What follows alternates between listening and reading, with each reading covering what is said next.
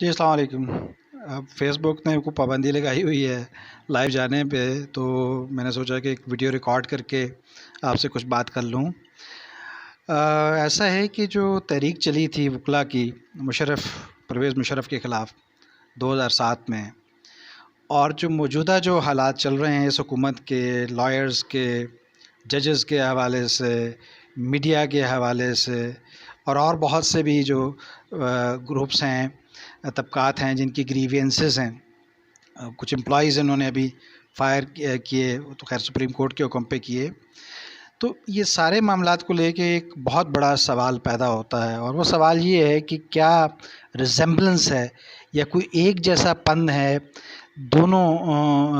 سالوں کے حالات میں، 2007 کو ہم لے لیں اور 2021 لے لیں جو یہ والا سال ہے۔ میرا خیال یہ ہے کہ بہت سے معاملات ملتے ہیں، کیونکہ مشرف نے بھی میڈیا کے خلاف ایک کریک ڈاؤن کیا تھا،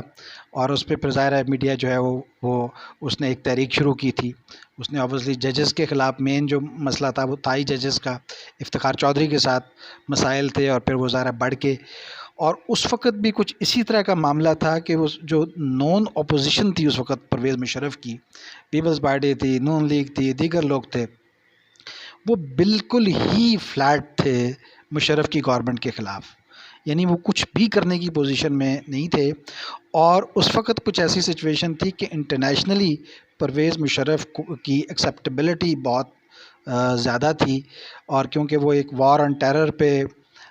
دنیا کا ساتھ دے رہے تھے اور ان کی باتیں مان رہے تھے، تو ان کے لیے وہ بہت ہی کنوینئنٹ تھے، یعنی میں انٹرنیشنل سیناریو کی بات کر رہا ہوں۔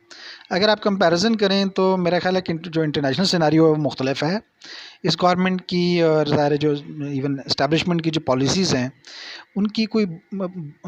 دنیا میں کوئی اتنی ایکسیپٹیبلٹی نہیں ہے، کوئی ان کا کوئی ان کو فیور کرنے والا نہیں ہے۔ وہ یہاں ظاہر ہے وہ ایک پروپیگنڈا کمپین تو ظاہر چلتی ہے ان کے حق میں، لیکن انٹرنیشنلی نہ اس گورنمنٹ کو کوئی کریڈیبلٹی مانی جا رہی ہے، اور نہ دیگر جو منصوبہ ساز ہیں ان کی۔